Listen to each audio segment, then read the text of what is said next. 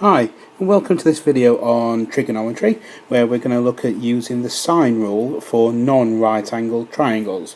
I've done a couple of these videos, one for sine rule, one for cosine rule, and one for the area of a triangle. And these are all more advanced applications of trigonometry, moving away from SOHCAHTOA that we can use for right angled triangles, and looking at some more topics in a little bit more detail, ready for GCSE. These topics also appear at A-level, but this is really only a brief introduction, so if you're interested in A-level, I would check elsewhere. Okay, what we're going to do in this video then, I want first of all to be able to label triangles effectively. This is just so that you can make sure that you can use the formulas properly. We're going to use the sine rule to calculate an unknown side of a triangle, and we're also going to use the sine rule to calculate an unknown angle of a triangle as well.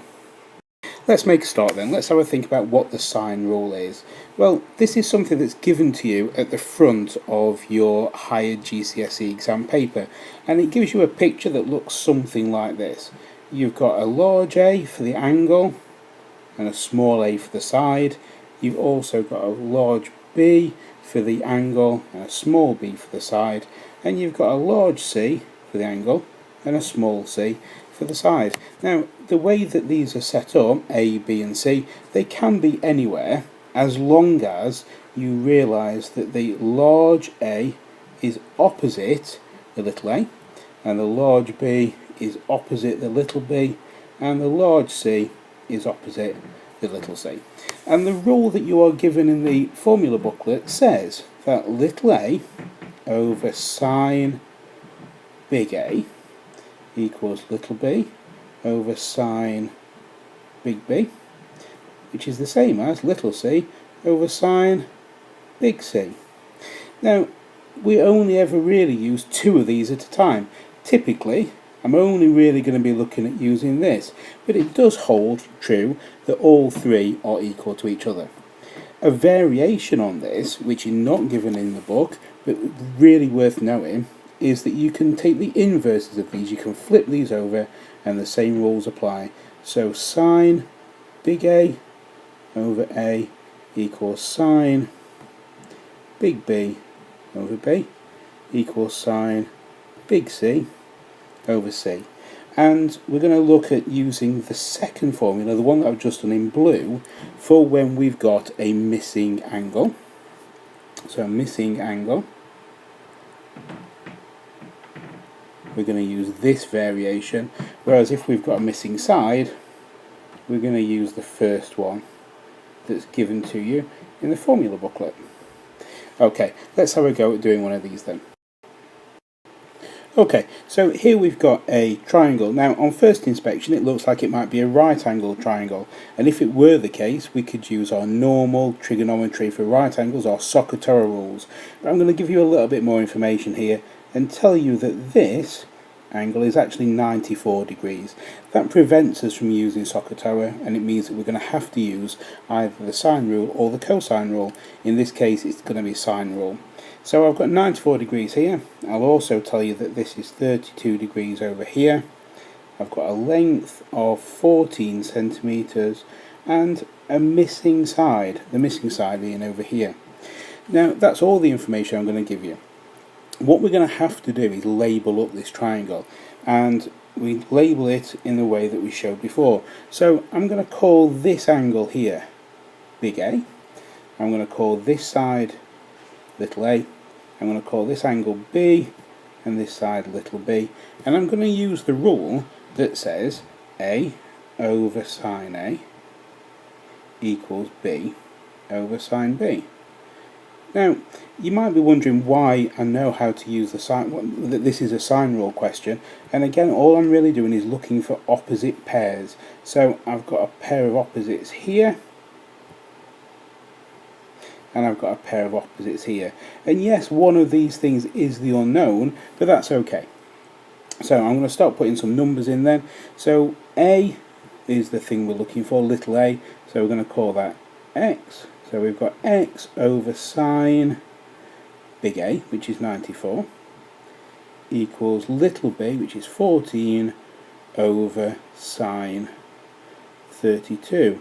And remember, when we've done work with our trig identities and trig calculations before, sine of a number just gives us another number, somewhere between -1 and 1, quite often a horrible looking decimal.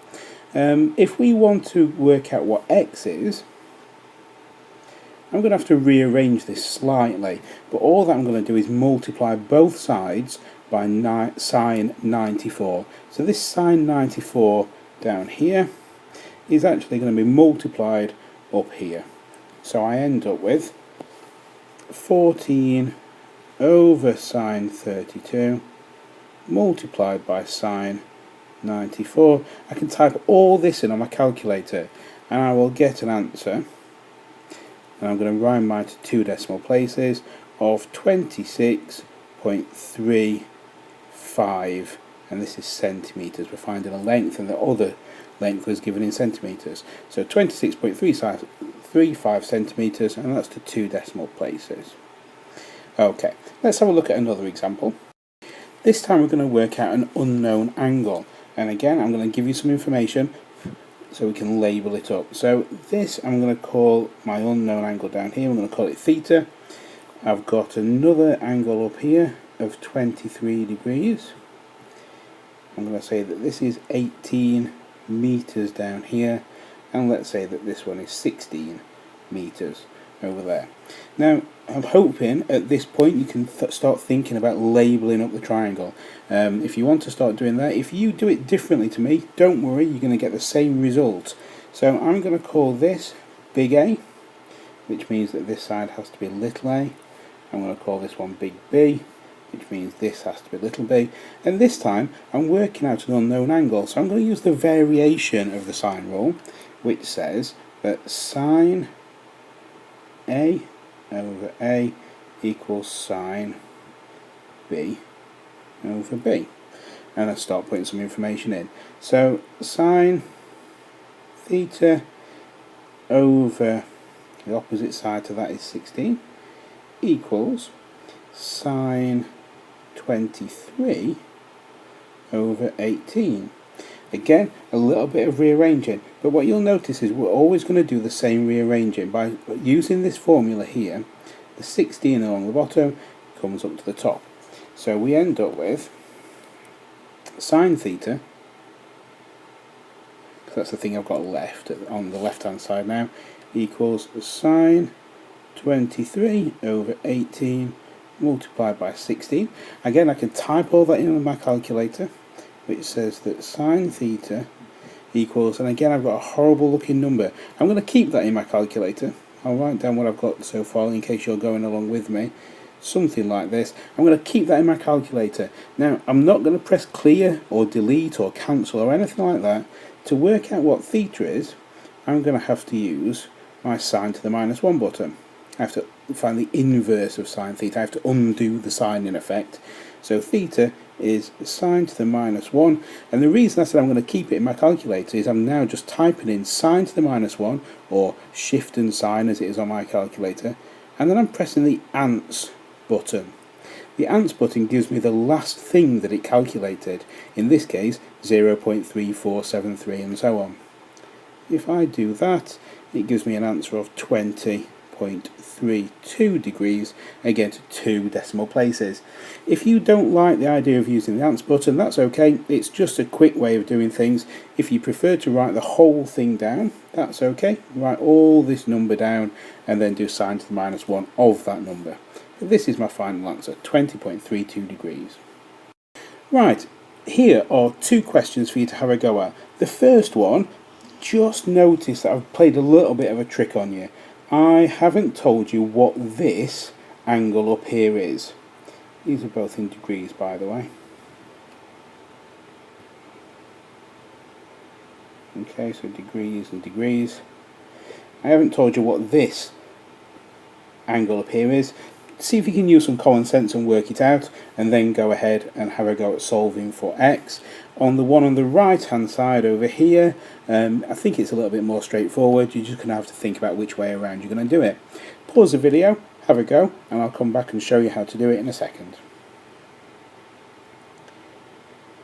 Okay, So hopefully on this first one you realise that you could work out the missing side here by doing angles in a triangle. So 180 minus 57 minus 87 should give you here 36 degrees. We can then label it up so that we've got our opposite sides. So I'm now thinking that I'm going to have A and big A, and the other one, it really doesn't make any difference at all. You can pick whichever you like. I think I'm probably going to go with this one. I'm going to call that B and little b. If you pick the other, don't worry, I'm sure you'll get the same answer. So we can say that x over sine 36 equals 12 over sine 57. Rearrange this so that x equals 12 over sine 57 multiplied by sine 36, which gives me an answer of 8.41 meters, again to 2 decimal places. And the second one, this time we're finding a missing angle, so I'm going to use the alternative version. Again, I'm going to call this big A, big B, little b, which says that sine of my angle, in this case x over 2.3 equals sine 71 over 10.3. Rearrange it, so moving my 2.3 up gives me that sine x equals sine 71 over 10.3 multiplied by 2.3. And again, do that on my calculator. That tells me what sine x is. To work out the last part, I have to do sine to the minus 1 of my answer, and that gives me 12.19 degrees, again to 2 decimal places. Okay, fingers crossed you got the right answers there. If not, check a couple of things. Check that your calculator's in degrees. Check that when you rearranged it, everything worked out correctly there. If you repeatedly get in a maths error on your calculator, check that you don't need to put any brackets in. Sometimes calculators open a bracket for you, but don't always close it. So check those things. Okay, so final thing then, if you're taking revision notes as part of this series of videos, this would be a good time to do it. Draw yourself out a little triangle, make sure that you label it up, and again it makes no difference which side A is, as long as little a is on the opposite side to big A. Big B means that little b's here, and big C and little c over here. Make sure that you're using the right version of the formula. So if you're finding an angle, you want to use the one that's got the sine A over A equals sine B over B, and if you're finding a side, then you flip it over and do the other one. And finally, just ensure that your calculator's in degrees, and you can do that quite simply by making sure, move my calculator over here. Okay, so just double check that you have used the right buttons. On mine, I have to do setup, which is over here, so I have to press shift and set up and choose degrees, and in the top corner there should be a little D appears.